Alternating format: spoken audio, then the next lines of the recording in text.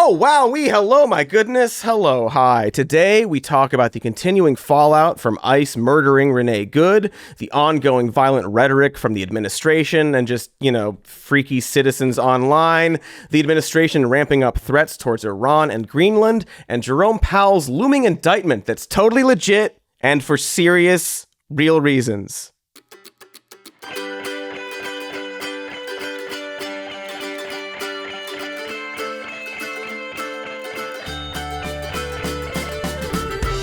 Hello and welcome back to Even More News, the first and only news podcast. I'm your host, Katie Stoll. I'm your host, Cody Johnston, and with me as always is Katie Stoll. Okay, hold on. Jonathan's also here. Hi.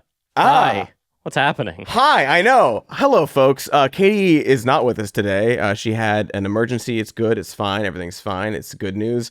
But she's not here with us today. On this beautiful Monday morning / Tuesday when this posts.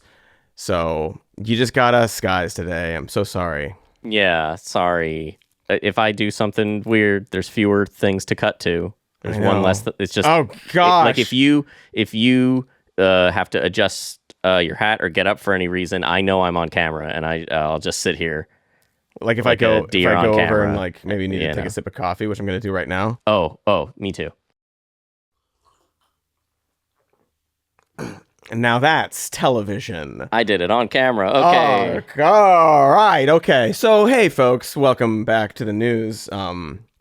Here we are, and we're going to talk about it. And we're not going to do holidays today because it's Monday. We don't do that kind of stuff today. Who needs that? Katie's going to open this video tomorrow, and it's going to be 40 minutes of us crying. Just like, we're not going to talk about the news. And, what are we doing? No, we are. We got news. We are. Surely something happened over the weekend. Some many frustrating things surely happened over the weekend. Yeah. No, we'll start with more ICE stuff. They've escalated their mission, whatever, in Minnesota in response to that thing last week where they murdered someone, and they're quadrupling down on it.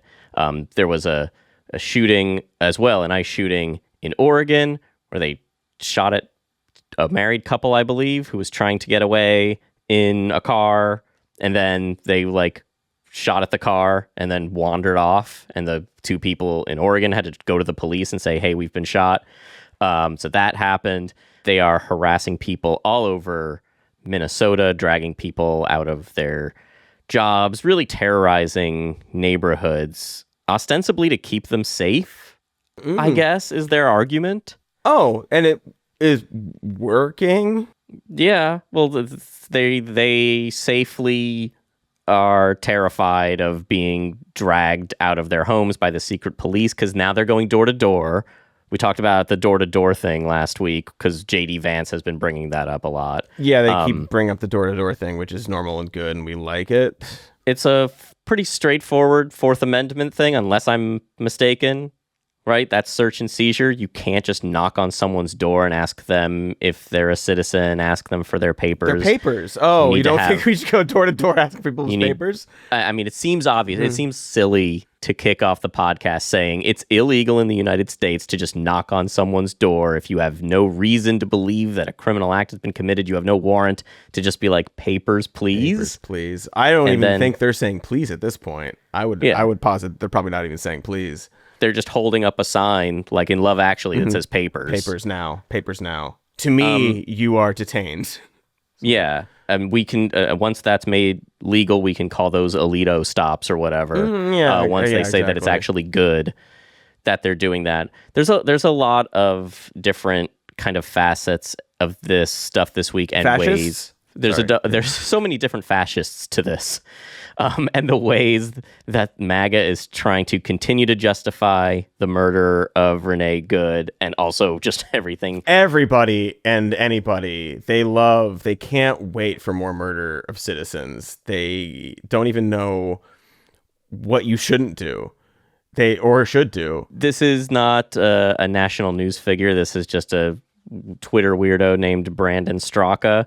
But this exact belief is being echoed in the news media by like members of the Trump administration. We'll get to that in a second. So this guy, Brandon Straka, says, this woman lost her life because she was fully gripped by years of media indoctrination that told her that she's living in 1930s Germany and interfering with ICE is akin to fighting Hitler's Nazis. Her death is tragic for many reasons, starting with the fact that it was totally avoidable, but mostly because she sacrificed her life for a belief that isn't real. She is yet another casualty of the brainwashed cult of the American media. So she's a victim of something. For sure. She's the victim of it seems like her belief that we're living in a Papers, Please 1930s Germany secret police type society is proven wrong. She sacrificed herself for the belief that isn't real after the secret police execution style murdered her. Shot her in the face. Yeah. So that's the kind of argument we're dealing with. And that's just some guy, but I really would like to compare it to what we saw on the television this weekend on Meet the Press from Borders Are Not a Real Job, Tom Homan. We need to let this play out, but while we're doing that, we got to stop the hateful rhetoric. Saying this officer's a murderer is dangerous. It's just ridiculous. It's just going to infuriate people more, which means there's going to be more incidents like this because the hateful rhetoric is not only continuing, now it's tripled down and doubled down. That's the same argument, right? Yeah. It's shootings will cease when morale improves. Like it's first of all, maybe we needed a different Borders Are who's a little better on camera. Struggled a little bit. Some of his the hateful rhetoric is very dangerous. It's going to infuriate. It's going to infuriate everybody. It's fine, petty stuff. But yeah, it's this whole attitude. We saw an example on Twitter. There's so many of them, basically just sort of like, yeah, you're supposed to be fearful of law enforcement in America, and if you have no fear, then you should die so that other people do fear them. And that is what they all are saying. That is the implication of any JD Vance tweet talking about how we're being gaslit or whatever. And he's saying, oh yeah, these deranged leftists need to sort of learn their lesson, is what they're all implying. But it's not bad and it's not authoritarian. There's no fascist state going on, but we will shoot you dead if you question our authority. If you get in front of a car, you deserve to be shot.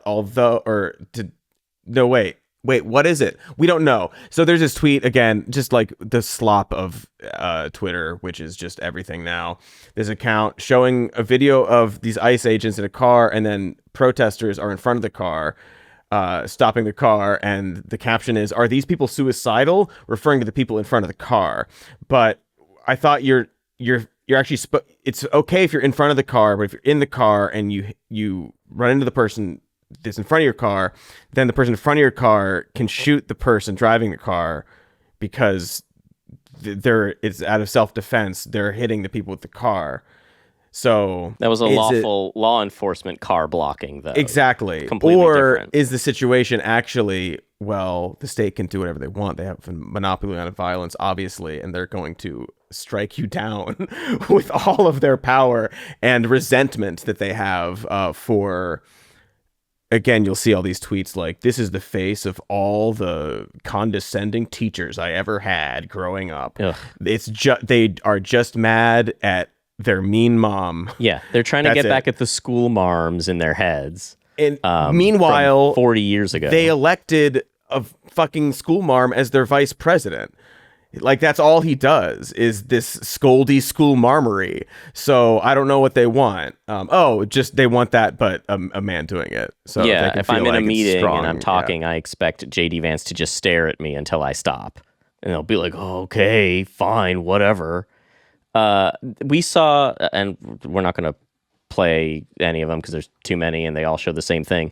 ICE agents like threatening people in the same way that Renée Good was shot, saying things like, "Didn't you people learn your lesson? Mm-hmm. Like you're gonna get people hurt. You're gonna get yourself hurt." ICE agents, some of whom aren't even wearing masks, which is good because they can be identified, but it's as threatening people. Yeah, they like had Jonathan Ross not been wearing a mask, like he was identified as the shooter within a day or two. But like, why you even need to wear a mask, man? Nothing's gonna happen to you.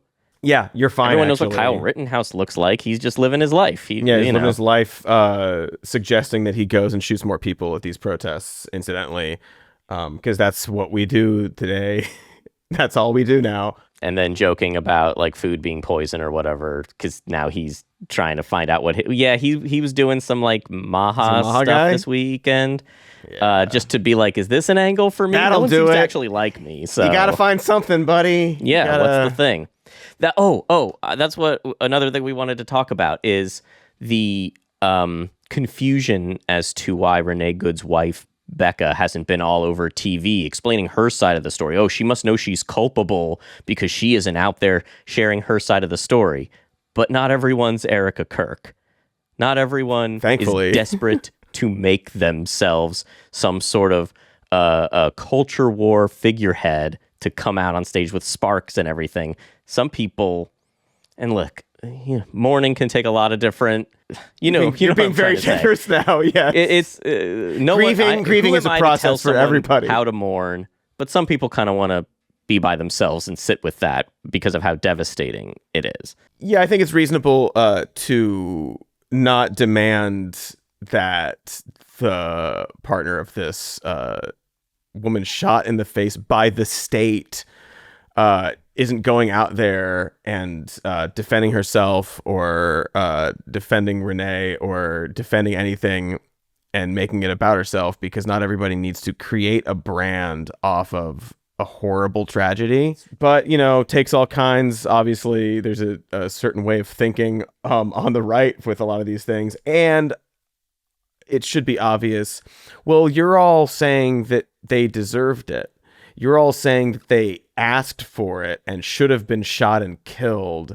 And you're looking for a public enemy. So maybe she doesn't want to go out there and give you a target, which you are clearly looking for more of. Well, yeah. I mean, she would reasonably be afraid of becoming a target for a mob of violent maniacs who...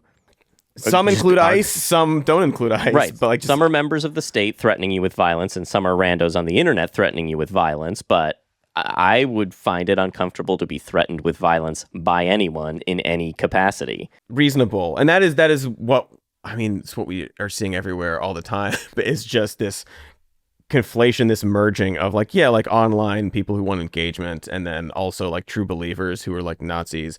And then there's like there's the spectrum of grifter to really means it, to just the cat turds of the world. I don't even know how you'd categorize them in the bad category probably, but they all talk about the same thing, and this goes all the way up to JD Vance, which is just justifying the deaths of their perceived enemies, and many times that perceived enemy is just like liberal white woman who makes me mad about my feelings from my childhood or whatever it is. And they just keep justifying it. Like you said, there are all these videos, we don't need to show them, of ICE agents being like, yeah, like, what are you doing? I'm going to shoot you. And we're not going to play this video either. I alluded last Thursday to the fact that we're probably never going to see the video that guy is filming in one hand while shooting with the other. We got to see the video, and it is another example of just like, if you had a belief beforehand, that's what you still believe, and the other way around. Like, that is, no one saw it and was like, wow, he shouldn't have shot that woman. They just were like, everyone doubled down on it. I feel like watching that video, because I watched it so many times, to try to see, again, granularly, like, could I see what they're seeing? Yeah. And they seemed so confident that this was like the ultimate vindication video, and it seems like there was a directive. By the book murder. Yeah. It seems like there was a directive. This is the vindication, so that you have to say that no matter what. And I I happen to agree with the sentiment that they don't actually think it did that, and it was more to create enemies out of these women. Yes. Like, oh, people will be on board once they see these, mean, how the lesbians were being mean to the cops. That's what they wanted. Like, see, they're not on your side. They're this is part of the culture war. This is not a thing we have to worry about in terms of murder. You don't have to worry about it. It's just the state doing culture war stuff. And all those people that make you mad online or like at Starbucks. Well, guess what? You can watch more justification for it. It is like, it's so frustrating because you do see, like, Vance quote tweeted the video. Everyone, when that came out, was like, see, we were right. It's like, did you watch the video? It's just to the end. To the end, exactly. Where he, I don't want to say it. I mean, no. Well, so that's the thing. Like, yeah, like that's sort of what I'm getting to. Where like you have this video and it gives everybody the thing that they want. Not everybody, but everybody who wants these people to die.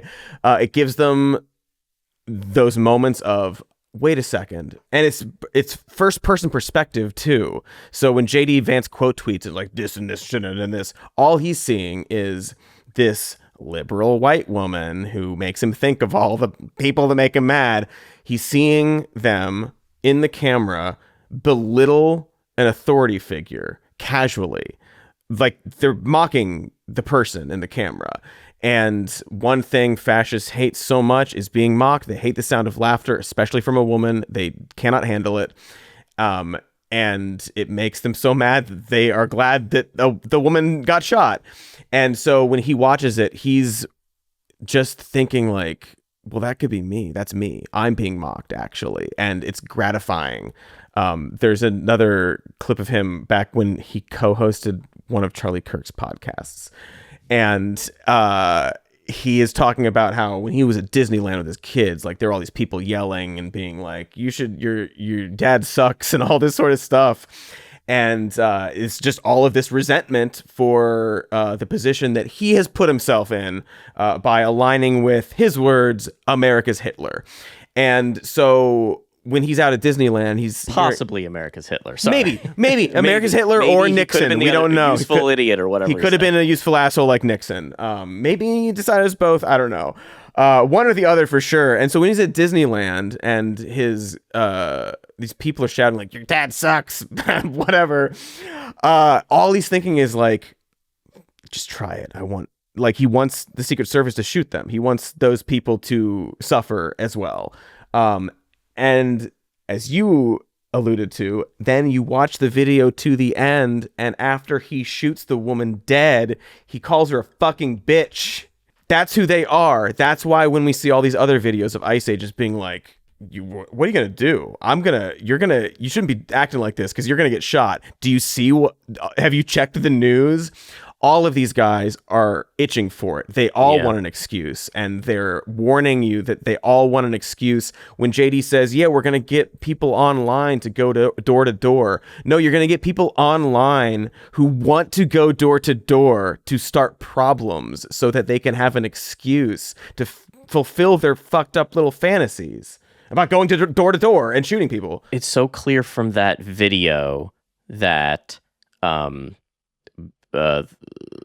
Becca Good was mocking him, said, oh, you should go get some lunch or something. So, yeah. And then Renée Good says, I'm not even mad at you. And, he feels condescended to and is clearly angry about it. And they want us to believe that he went from just doing my job, cool as a cucumber, to fearing for his life, to being angry enough to say what he said immediately after murdering her. And I don't think that's reasonable to believe. I think he was just angry and he decided to shoot the person he was angry at. And he felt good about it to the point where after he shot her dead, he called her a fucking bitch. Like he meant to do that. Yeah, it's very, very obvious what's going on there. But that first half, when they're mocking the person in the camera, which could be you. Have you thought about that? That could be you being mocked. It's really, really gross. Also, I've seen like fucking Vance again, just being like and this officer was already traumatized from an incident on the job earlier, well, then he shouldn't be on the job. If he's traumatized and clearly easily, for lack of a better word, triggered, then he shouldn't be on the job. No, that's what they're saying. They're trying to be like, wokeness is still cool as long as we can be woke. Actually, like, he was so traumatized. It was this emotional trauma from the time he punched through the guy's window that so you're saying he's too emotional to do this? They're all too emotional for the job. They just can't see it. All right. Should we move to transition us? Should we each take a sip of coffee? I would love to take a sip of coffee right now. Do that.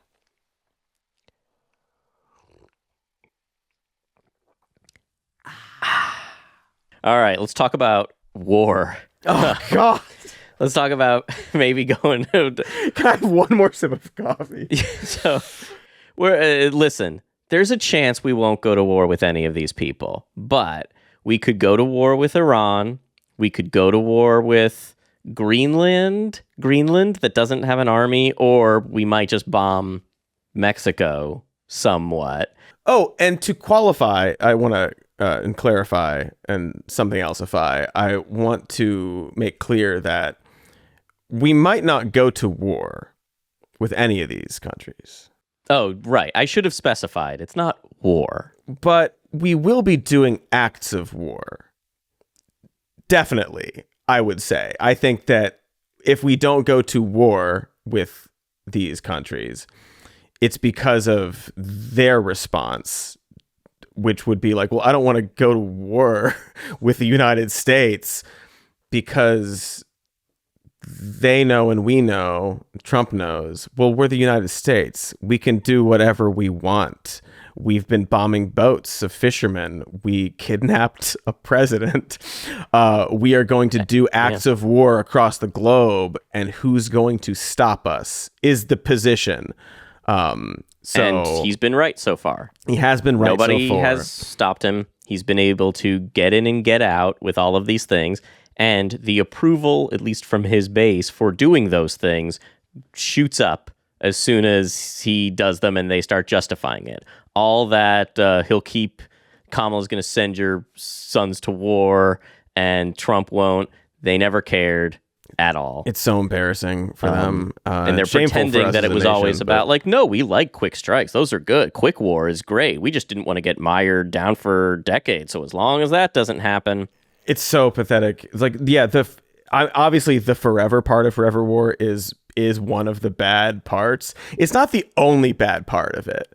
It's not like, well, if we did all this in Iraq, then it would have been fine if it lasted like only a month or two. Like, regime change, all these things are good. The extraction of other nations' resources, wealth, and that's all good and fine as long as we do it quickly.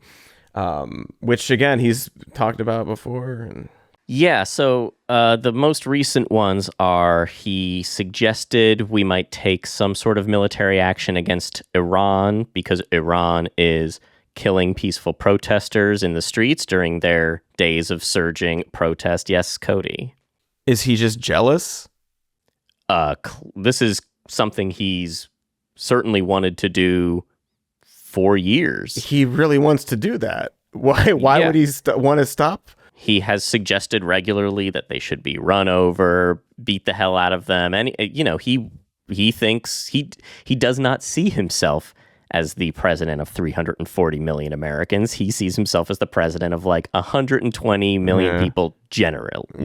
Yeah, generously. And any of the rest, the other 2/3 of the country that decides to speak out, he's like, why can't what was it in 2020? Why can't they just shoot the protesters in the leg? Oh, yeah, shoot him in the leg. Shoot him in the leg. Take them out of the equation. Obviously, when the shooting starts, that's not protesters, that's looters. Yeah, shoot him in the leg. More lethal. He just wants to rough people up more, and they're making it more legal to just like everyone's always like, I wish we could run over protesters. Like, that's their thing. But he can't. He wants to attack Iran again, and he can't come up with any other reason to do so. So right now, it's like, well, they're being so mean to the Seething protesters. jealousy, yeah. And they are. Like, to be clear, Iran has slaughtered hundreds of protesters thus far, and Trump has not done that. There's a difference. I don't want to I just force make this it through the clear. lens of just like, how does America feel about Iran's protests? You know? Right. But it's because Trump he's not yet confident enough that he has the authority to do that. He knows that they probably won't yet, maybe, but they've done everything he's asked so far. So are we getting closer? I think he's jealous, and obviously, all the support in the world to the people in Iran who've been in the streets since late December, demanding the end of the authoritarian regime. It's a dangerous thing to do. I hope the killing there stops, but I don't think Trump bombing them is going to help much. Oh, it seems like it would probably kill more people and cause even worse conflict, and more people would die. Well, maybe we'll just invade Greenland instead. Can we just buy it instead?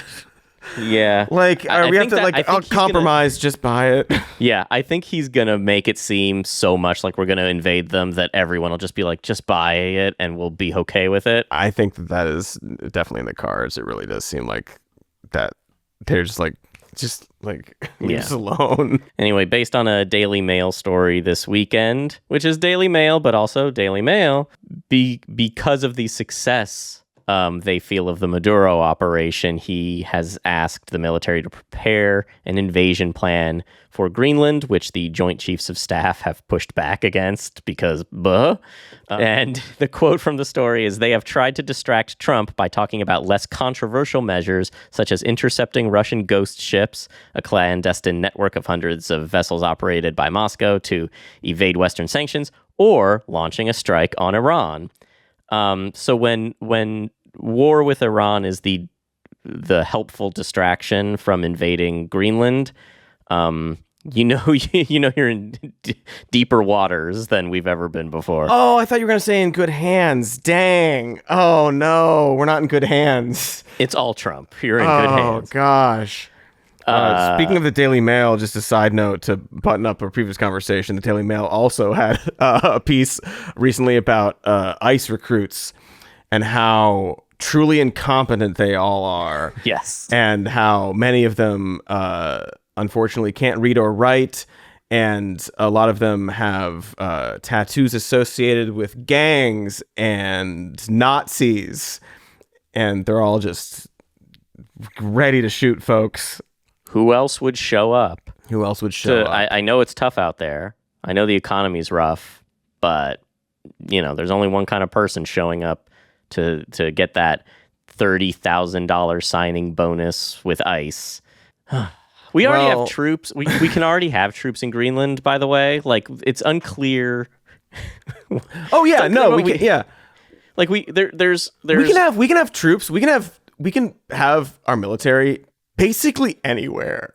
Like, we're like there's about 56,000 people who live in Greenland, and according to reports, we're either going to invade them and trample on the towns where they live, or give them each $100,000 to get them on board, which would be, let me do this real quick. Yeah. $56 billion is what that would cost to give everyone in Greenland $100,000. Well, we can find that money. We just need a month more of Doge, and we can find that money. According to President Trump, you can't run out of money. If I'm being honest, we print the money, so you can't ever run out of it. Our honest. I know he said it 10 years ago once, but we know he's still like down. Early. It's still deep down there. Early proponent of modern monetary theory, Donald Trump. Okay, should we talk about Jerome Powell? Yeah, I was going to say, speaking of the economy, I'm thirsty for another sip of coffee.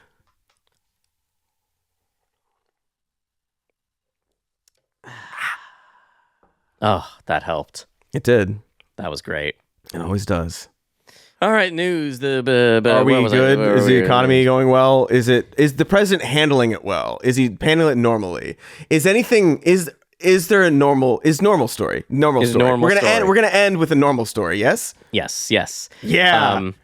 So over the weekend, the New York Times reported that federal prosecutors have opened an investigation into Federal Reserve Chair Jerome Powell because of the building expansion.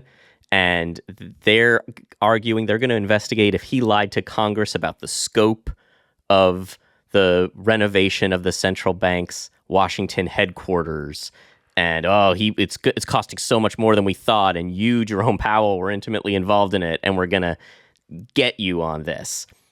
Clearly a ridiculous political attempt to pressure him into lowering interest rates. The president hates when people lie to Congress. But Powell, he's not your standard member of Congress or president of Harvard or someone who just rolls over. He released a 2-minute video statement straight out saying that this is a political investigation because we at the Federal Reserve are doing what we think is best for the economy and the American people, not doing what the president wants. This new threat is not about my testimony last June or about the renovation of the Federal Reserve buildings. It is not about Congress's oversight role. The Fed, through testimony and other public disclosures, made every effort to keep Congress informed about the renovation project. Those are pretexts. The threat of criminal charges is a consequence of the Federal Reserve setting interest rates based on our best assessment of what will serve the public, rather than following the preferences of the president. This is about whether the Fed will be able to continue to set interest rates based on evidence and economic conditions, or whether instead monetary policy will be directed by political pressure or intimidation. I have served at the Federal Reserve under 4 administrations, Republicans and Democrats alike. In every case, I have carried out my duties without political fear or favor, focused solely on our mandate of price stability and maximum employment. Public service sometimes requires standing firm in the face of threats. I will continue to do the job the Senate confirmed me to do, with integrity and a commitment to serving the American people. Thank you. It's pretty good. Yeah, I mean, I didn't expect to get kind of hyped by the 72-year-old chair of the Federal Reserve, not typically where I go to get juiced up for the week. You got to get it where you can get it, though. It works. Yeah. And pretty good statement, pretty good pushback. Yeah, very, very clear about how this is obviously this is political, obviously, and there's no merit here, and he's mad that I'm not doing the thing that he wants, which he's not allowed to tell me what to do, actually. And he makes it very clear, it's also, I mean, it's not useful for many people, obviously, in the MAGA world, but just making it clear, we point this out all the time. I'm just a serious guy with a serious job. I've done this serious guy job under Republicans and under Democrats. I'm a serious man with a serious job for decades. This isn't about I got my blue hair and I'm a barista at heart. No, it's just he's just a guy doing his job. Yeah. And Donald Trump doesn't want serious people to do their serious jobs. He wants them to do whatever he says because he only rewards loyalty to one person. And finally, Powell was like, we're not going to do this, actually. I mean, maybe they will. We'll see how it goes. But at least he came out and very directly said what is going on. And it really crumbles the entire... Because what they're trying to say is that this is actually, very pro-democratic, giving all the power to Trump because the people elected him. And so he's just doing what the people want. I don't think... And this is not... to take shots at the intelligence and the understanding of the American people. I should also have no reason to know what the Federal Reserve does or why. I'm not an economist. I'm not in that field. Whatever. But I don't think they elected him to pressure this guy to lower interest rates because reasons. Some might have. Yeah, sure. A few people. The basic, like the vague umbrella of like, well, I voted for Donald Trump because I wanted to Do tell whatever everybody he what to do. Yeah. Yeah. But it really makes it crumble, because what if that singular person stops or never had the best interests of the American people in mind? That's why it might help to have independent agencies staffed with career civil servants of every political affiliation to simply do the job, of boring ass job, as we always talk about, of keeping the government working. And sometimes, they get a little bogged down. Sometimes they stray. You might have to say, okay, like what are we really trying to do here at the Department of Agriculture? Okay, bureaucracy. We've all seen Brazil, but like you need to have that kind of independence. And we will see if the Supreme Court sticks to its guns on the Federal Reserve is different and Trump can't just do whatever he wants there because of the long history of independence of the central bank. Will make up a way for him to not touch the money. But it's going to be hard to avoid Trump touching the money. Oh yeah, he's the president. this is one of the. There's so many versions of this, but this is one of the showdowns, right? Where like we're slowly inching towards. He clearly wants to do this, and Powell's like, "Well, no, you can't threaten me with like some fucking like other thing. I'm not. That's not how this works." And they are slowly inching towards. It's like, okay, but what does Alito have to say about this? What are we gonna like? Let's get down to business. Actually, we got to take care of this, please. Yeah, maybe Alito doesn't care as much about the S&P 500 as the rest of you. He's good. He's got all of his investments in Gadsden flags or whatever the hell they have. They're flying. Yeah, like how locked in are they? Of like, just do whatever. We got ours. We're done. We don't. Yeah. Yeah, we're old. What am I going to be poor? No, I'm the Chief Justice or the Associate Justice. Maybe he's upset that Roberts gets the top gig. Who knows what goes on in these freaks' minds? The law and only the law. Yeah. Well, all right. Shall we take one extremely long sip of coffee? I don't think we can call it a sip anymore. And I think we should chug this coffee real quick. Okay. It's real hot, but I'll... Mine's pretty lukewarm, so. Okay.